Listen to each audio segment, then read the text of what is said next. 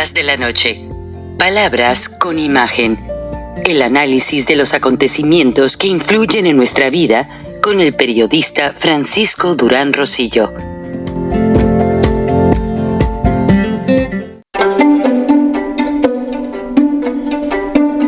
Frank Durán Rosillo te saluda y los saluda a todos ustedes, su amiga María Celeste Raraz, para invitarlos a que se suscriban a mi canal de YouTube, María Celeste Raraz, tal como mi nombre, donde les informo todas las semanas sobre entrevistas que tienen un tema que ayuda a mejorarnos como personas y de paso son interesantes.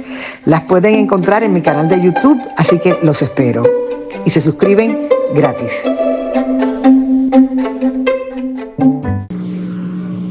Dicen que a los jóvenes no les interesa la política. Dicen que a los jóvenes no les preocupa la democracia. Dicen que los jóvenes no son conscientes de lo muchísimo que costó sacar a México del laberinto autoritario. Dicen que los jóvenes no harán nada para acabar con el populismo, la corrupción y el crimen organizado. ¿Es verdad? ¿Cuántos jóvenes hay en el auditorio? Vuelvo a preguntar, ¿es verdad? Vengo a emplazar a los jóvenes mexicanos, vengo a pedirles que se movilicen, que se comprometan, que pasen a la acción. Vengo a decirles que la política importa, que la democracia es imprescindible y que el futuro, el suyo, el de México y por extensión el de toda América Latina, depende de ustedes. Los políticos tenemos, la mala costumbre de tratar a los ciudadanos como si fueran menores de edad, a los que no hay que contarles la verdad, no vaya a ser que no la entiendan, o peor aún, que sí la entiendan y por eso no nos voten. Esa mala costumbre se multiplica exponencialmente en los discursos dirigidos a los jóvenes.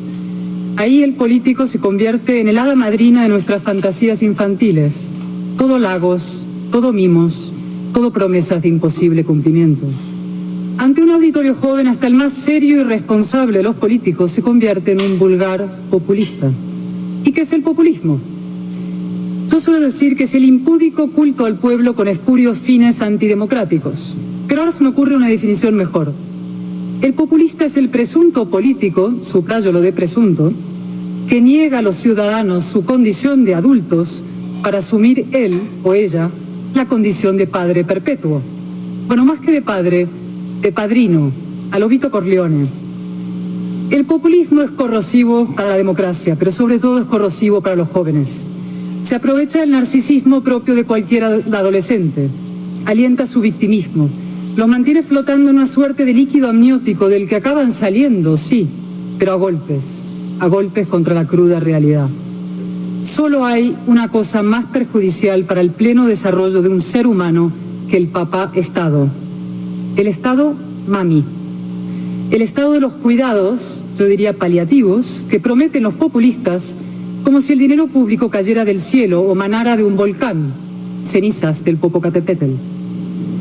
A los jóvenes hay que dirigirse como a los adultos, con respeto a su inteligencia, es decir, diciéndoles la verdad. Y la primera verdad, la más difícil pero conmovedora de las verdades, es que vuestro destino está en vuestras manos. No en las de ningún político, ni de derechas ni de izquierdas, tampoco en las del Estado, en las vuestras. Vengo, como he dicho, con un mensaje de exigencia y de responsabilidad. Vengo a hacerles un emplazamiento vital y democrático. Primer emplazamiento. Sean optimistas. Sí, optimistas. Ya sé que el optimismo no está de moda. Pocas veces en la historia lo ha estado. Ni siquiera cuando el formidable Fukuyama, al que tuvieron el privilegio de escuchar aquí el jueves, proclamó el fin de la historia y el triunfo de las ideas de la libertad tras la caída del muro de Berlín. Me lo explicó otro gran intelectual, el canadiense Steven Pinker, una tarde lluviosa en Londres, sentados junto a un gran ventanal.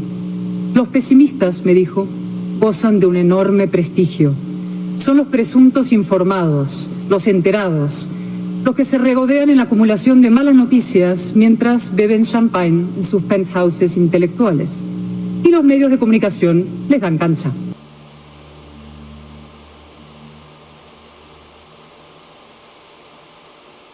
Bien lo sé yo, que he sido periodista. El ecosistema mediático es hoy una jungla donde los medios tradicionales compiten desesperadamente con las redes sociales. Y las malas noticias venden más que las buenas.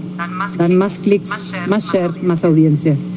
El resultado es una inflación del pesimismo y una degradación de la verdad, de la conversación pública y de la propia democracia. Claro que hay motivos para la inquietud. La peor pandemia en un siglo, la amenaza de una guerra nuclear, el cambio climático, el resurgir del autoritarismo del que hablaré luego, y sin embargo yo no consigo desanimarme y ustedes tampoco deben hacerlo. Al revés. El pesimismo es la coartada de los cobardes, la excusa para no hacer nada. Y algo peor, el pesimismo es el mejor aliado del populismo. El apocalipsis es otra forma de utopía que los populistas aprovechan para justificar la llegada de un Mesías, un caudillo, un salvador. Ellos mismos, claro. El optimismo, en cambio, el optimismo racional, a lo Matt Ridley, otro gran pensador, es combativo y constructivo. El optimista se levanta del sofá y hace lo que tiene que hacer cualquiera con un mínimo conocimiento de la historia y del impresionante progreso que la humanidad ha experimentado en los últimos 3 siglos. Trabajar para que ese progreso continúe. Asumir tu responsabilidad, bajar a la arena, defender el legado de luces de la Ilustración, luchar para mejorar tu vida y la de tus vecinos. Intentar que cuando llegue la muerte, que llegará, mi optimismo tiene un límite, alguien escriba en tu lápida, con mano agradecida, hizo todo lo que pudo, por él o por ella, no quedó. Ese es mi lema vital, que por mí no quede. Y ese es también el primer emplazamiento que les hago hoy a ustedes, jóvenes mexicanos, que por ustedes tampoco.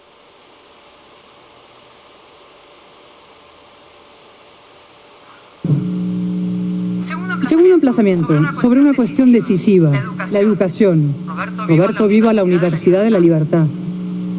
Yo les digo, ¿ves? Segundo emplazamiento, sobre la educación. Cultiven el mérito, el esfuerzo y la excelencia. Tampoco están de moda. Y les voy a poner un reciente ejemplo español. El gobierno socialista ha reformado hace poco la ley de educación para introducir las matemáticas socioemocionales con perspectiva de género. Han oído bien, lo repito por si acaso. Matemáticas socioemocionales con perspectiva de género. Tiemblan los chinos. Lo saben los empresarios que nos acompañan hoy, que son muchos, y se ha dicho esta mañana. Las empresas hoy compiten casi salvajemente para captar talento. Pero claro, para poder captar talento, tiene que haberlo. Y a este ritmo cada vez habrá menos. Uno de los fenómenos más nocivos de la última década es la destrucción de la figura del experto, derribado de su pedestal como las estatuas de Colón, de Washington o de Hume. El periodista degradado a la condición de tuitero, el parlamentario, yo, reducido a palmero, el científico homologado al curandero, y en cambio el influencer convertido en preceptor, el tiktoker ensalzado como un oráculo y cualquiera elegido presidente del gobierno. Estamos en la era de la mediocridad.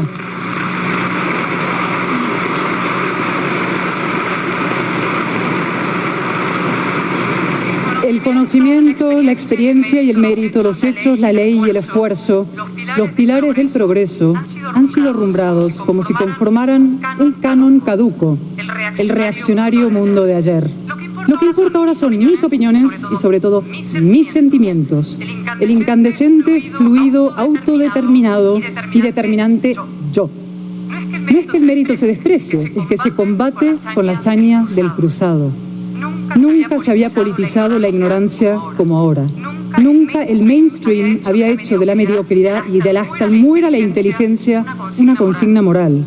Nunca las universidades, incluidas las más prestigiosas del mundo, viva la Universidad de la Libertad, se habían apartado tanto de su razón de ser, que es cultivar el espíritu crítico, el conocimiento objetivo y el derecho a discrepar. No estamos tanto en una guerra cultural como en una guerra contra la cultura. Lo que algunos promueven es un auténtico apocalipsis cognitivo. Creen que cuanto más ignorante sea la gente, más le va a votar a ellos. Y quizás, claro, tengan razón. La ignorancia es el combustible del populismo. Yo no tengo 20 años, lamentablemente tampoco 30, pero los he tenido y lo sé. Nada sirve más a un joven que el estudio, el esfuerzo, el conocimiento y los libros. Y nada paraliza más que la sobreprotección y la ficción de los derechos infinitos. El populismo es fiesta, parranda para hoy y lágrimas para mañana. Hipersusceptibles, ofendidos, raudos en la invención de agravios y reacios a la asunción de riesgos, muchos jóvenes son hoy candidatos fijos a un desengaño histórico y nuestro deber es evitárselo. Estimados jóvenes mexicanos, disfruten de la vida, aspiren al bienestar y la felicidad y al placer, pero no atiendan los cantos de sirena que de quienes se los prometen gratis total. Acabarán contra las rocas. Exijan a los políticos que les digan la verdad, que no será siempre cómoda, pero es el suelo más firme que pueden pisar.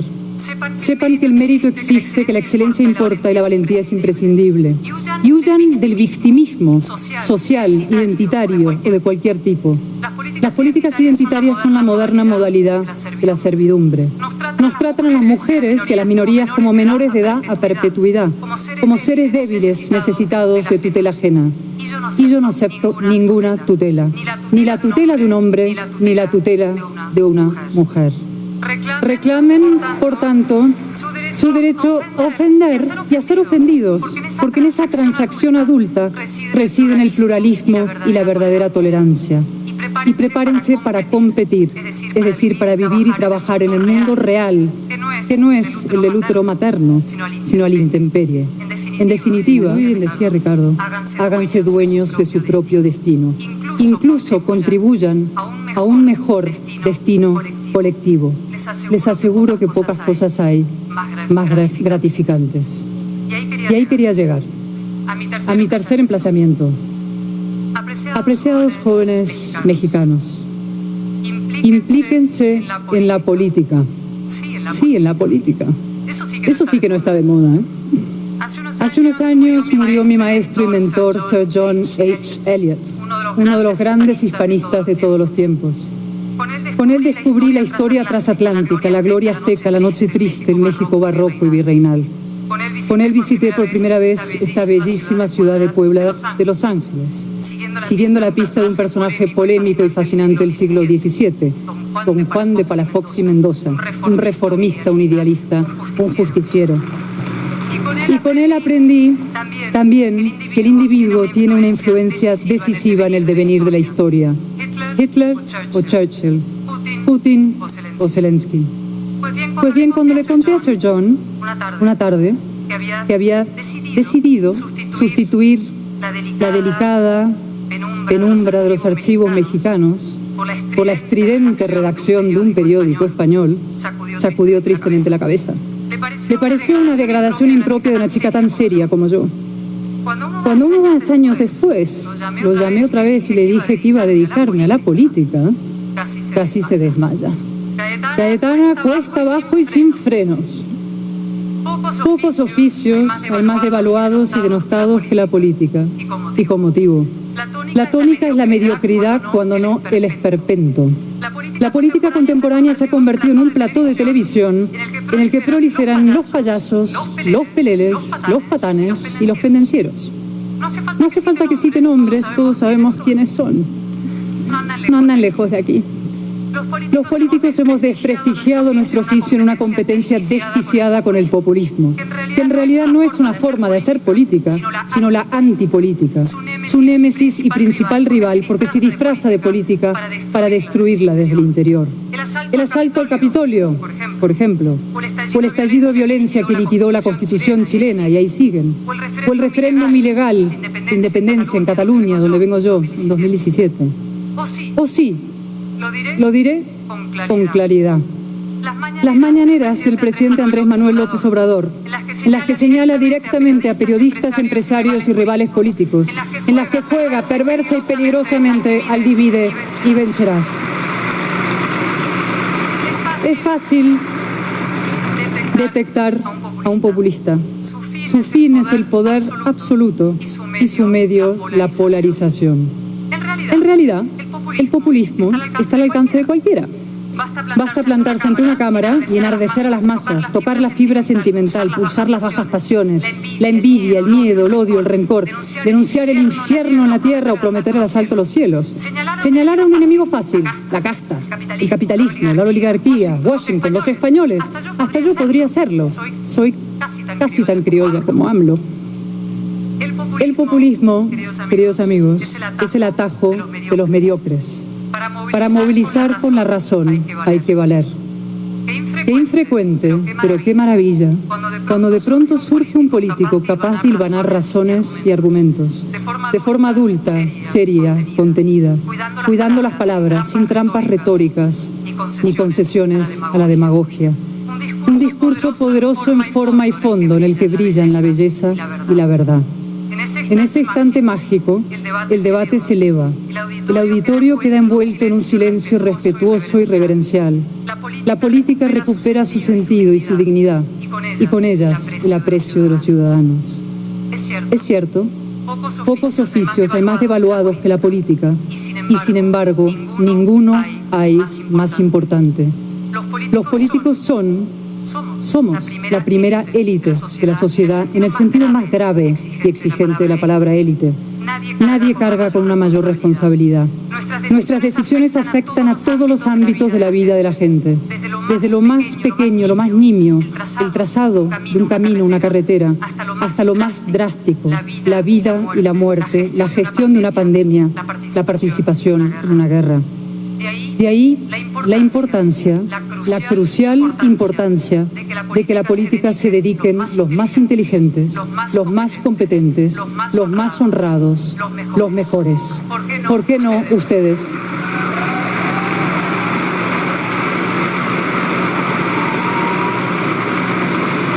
Insisto, ¿por qué no ustedes? Seguro que hay voluntarios en la sala. La razón necesita representación y la necesita de forma urgente. Por eso digo, dedíquense a la política y háganlo no solo sin caer en el populismo, sino fieramente contra el populismo para derrotarlo. Cuarto emplazamiento, vinculado al anterior. Defiendan la democracia. Bueno, hagan algo más que eso. Conviértanse en auténticos militantes de la democracia mexicana. Las encuestas en todo el mundo son preocupantes, también en América Latina. Muchos jóvenes empiezan a desvincularse afectivamente de la democracia y sus instituciones. Hijos de la larga paz liberal, o la dan por sentada o apenas la valoran. No han sufrido en carne propia su alternativa, el régimen de partido único, la falta de libertad, la censura, la dictadura. Yo tampoco. Y sin embargo, los veo venir. Ahí están, los burros de Troya de la democracia. Cabalgan a lomos de la ignorancia y la polarización. Se disfrazan de demócratas para reventar la democracia desde el interior. Convocan elecciones, sí, pero luego las amañan por detrás, compran votos y estas cosas. Aceptan que exista algo llamado oposición, algo llamado poder legislativo y algo llamado poder judicial, pero luego los mañatan, los someten y los sojuzgan. Por cierto, qué emocionantes las marchas mexicanas en defensa del Instituto Nacional Electoral. Ese es el camino de la militancia democrática, el de la movilización, el del coraje y la capacidad de desafío. Voy a hablarles con claridad por respeto a la verdad, a todos ustedes, y porque las circunstancias creo que lo exigen. México, este país formidable, esta nación admirable, esta potencia económica y cultural impresionante, está siendo tomado por el crimen organizado con la complacencia de quienes debieran defenderlo. Abrazos, no balazos, o más bien abrazos a los que dan balazos. El eslogan es bonito, pero el resultado es catastrófico. Catastrófico para la democracia y sobre todo para los jóvenes. Miles de jóvenes mexicanos están matando y muriendo. Miles de jóvenes mexicanos están viendo truncadas sus vidas en los cementerios y en los sórdidos pliegues del AMPA. Y esto no es responsabilidad solo de los criminales. También lo es, y principalmente, quienes diseñan y aplican las políticas de seguridad. Cuando un gobierno no aprecia o menosprecia la ley, cuando un gobierno decide acunar amablemente la delincuencia, Cuando un gobierno traslada la falacia de que las cárceles son bastiones de una cultura autoritaria y represiva, cuando un gobierno permite a los criminales quedar impunes, o en algunos casos incluso peor pacta con ellos, el crimen avanza, prospera, se adueña de las instituciones, atrae nuevas vocaciones, se convierte en un atajo para jóvenes extraviados, en un atajo hacia el abismo. Llaman política al abrazo lo que no es más que una mezcla letal, debo decir, de incapacidad y connivencia. Y además dicen que no hay alternativa. Y yo quiero decir que sí la hay. México no está condenado a sufrir más de 30.000 asesinatos al año. México no está condenado a ser el cortijo de los cárteles. México no está condenado a mutar hacia un narcoestado o algo parecido. El crimen organizado sí puede ser derrotado. Solo hacen falta dos cosas: políticos valientes y jóvenes rebeldes. Rebeldes, sí. Jóvenes mexicanos, rebélense. Rebélense frente a la violencia y la resignación. Exijan a sus gobiernos instituciones limpias y calles seguras. Reclamen la máxima contundencia con las mafias y los cárteles. No permitan que nadie, por incompetencia o interés, destruya la democracia que sus padres, con tanto esfuerzo, les legaron. Les va a dar la vida en ello, y lo digo literalmente. Sin seguridad no hay libertad, ni bienestar, ni prosperidad, ni presente, ni futuro, ni nada. Y ahora quiero dirigirme brevemente a los empresarios, que en México son muchos, extraordinarios y poderosos. En España, en mi etapa de portavoz del Partido Popular en el Congreso de los Diputados, denuncié el cinismo de una parte importante de las élites económicas y mediáticas españolas que hacían negocio con la erosión de la democracia, que anteponían su cuenta de resultados a la salud de las instituciones, que sacaban tajada del populismo, simplemente se colocaban de perfil en una equidistancia coqueta y cómplice.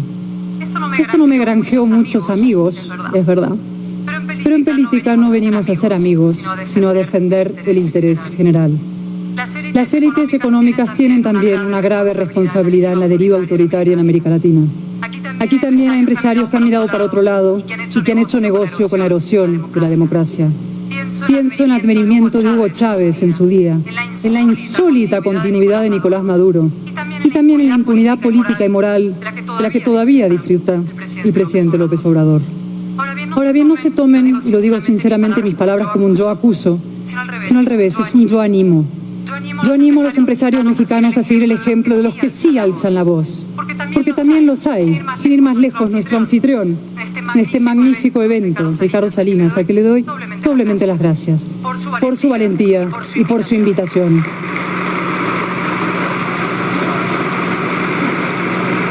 Les animo a desafiar las presiones y los linchamientos, porque los ataques a la empresa privada son el viejo recurso de los enemigos del progreso. Un país necesita inversión y crecimiento y empresas cuantas más y más fuertes mejor. Ayuden a que se consoliden liderazgos políticos inteligentes, honrados y competentes. Existen, pero en solitario su tarea se vuelve más que hercúlea, heroica. Necesitan del aliento y el empuje de toda la sociedad. Y aprovecho, si me lo permiten, para enviar también desde aquí un saludo cordial y con admiración a una mujer que no tiene miedo y que tiene un proyecto en las antípodas del populismo, un proyecto de unir para vencer y vencer para unir, que es Xóchitl Gálvez. En definitiva, lo que yo pido a los empresarios es que inviertan en la democracia mexicana. No hay inversión más segura, ni a medio y largo plazo más rentable. Es una de las lecciones, sé que hay gente que discrepa, y es buenísimo. Es una de las lecciones más sorprendentes y bellas de la historia. Lo moral es lo eficaz. Y acabo ya. La construcción del orden liberal costó sangre, sudor y lágrimas. Quedan pocos testigos de aquella gesta.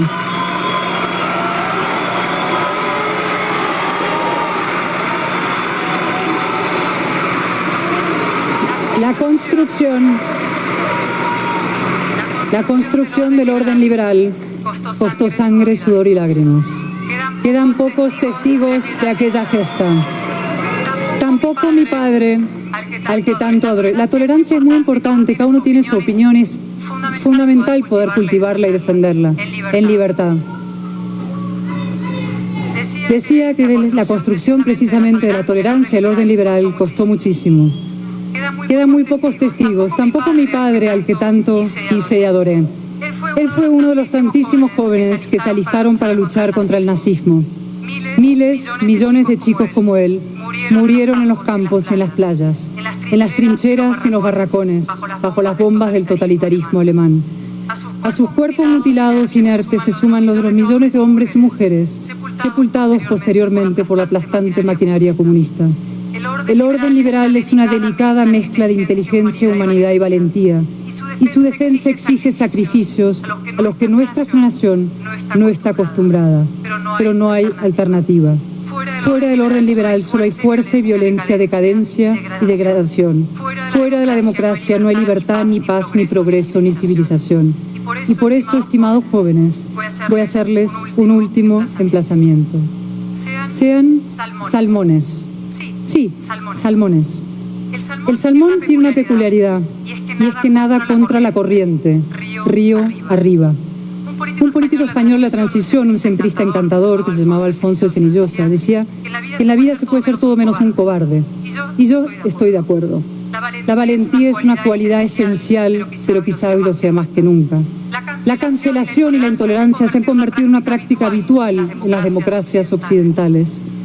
Moralmente impune, agentando banderas sentimentales o identitarias, los liberales plantean una disyuntiva perversa: sumisión o conflicto. Si no te sometes, te lanzan al paredón como mínimo de las redes sociales. Fascista, machista, racista, indeseable, te intentan acallar.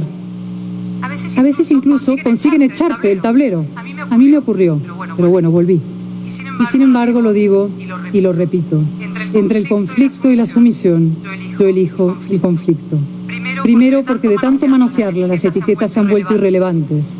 Hoy en España, si no te insultan, te llaman fascista, no eres nadie, se lo dicen hasta a Felipe González o a Joaquín Sabina. Y segundo, por un motivo más profundo, aplicable a cualquier aspecto de la vida. Se lo explico con amor a mis hijas de 12 y 14 años. El conflicto es parte inevitable de cualquier gran emprendimiento humano. La vida al baño María no existe. Imagínense el patriotismo a baño María. Defender la libertad, limpiar la corrupción, combatir el crimen organizado. Nada de esto puede hacerse sin un alto grado de resistencia, sin conflicto y sin coste. A veces ese coste supera lo más sagrado. Pienso en María Corina Machado, una heroína en Venezuela, en Navalny, un mártir en Rusia, y en cientos, se dice pronto, de periodistas y políticos mexicanos asesinados en los últimos años. Su sacrificio nos señala el camino. Jóvenes mexicanos. Son tiempos decisivos. No se distraigan ni se resignen. Acuérdense, el pesimismo es el principal aliado del populismo. La resignación te lleva a aceptar lo inaceptable desde la falsa premisa de que no hay alternativa, y México la tiene. Hay esperanzas. Exijan elecciones limpias, voten con visión y con valor, defiendan su democracia, asuman su responsabilidad, sean adultos, sean audaces, sean patriotas, sean mexicanos, sí, en el sentido más exacto y emocionante de la palabra. Mexicanos, es decir, ciudadanos. En esa apasionante, difícil, noble tarea, contarán siempre con una aliada española que en la delicada penumbra de los archivos mexicanos aprendió hace mucho tiempo ya a caminar sola y que desde entonces no ha dejado de navegar contra la corriente, como el salmón, río arriba, siempre río arriba. Muchísimas gracias a todos.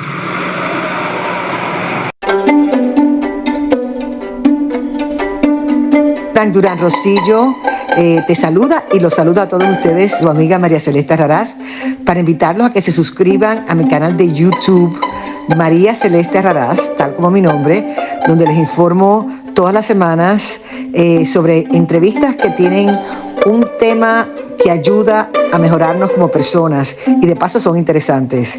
Las pueden encontrar en mi canal de YouTube, así que los espero. Y se suscriben gratis.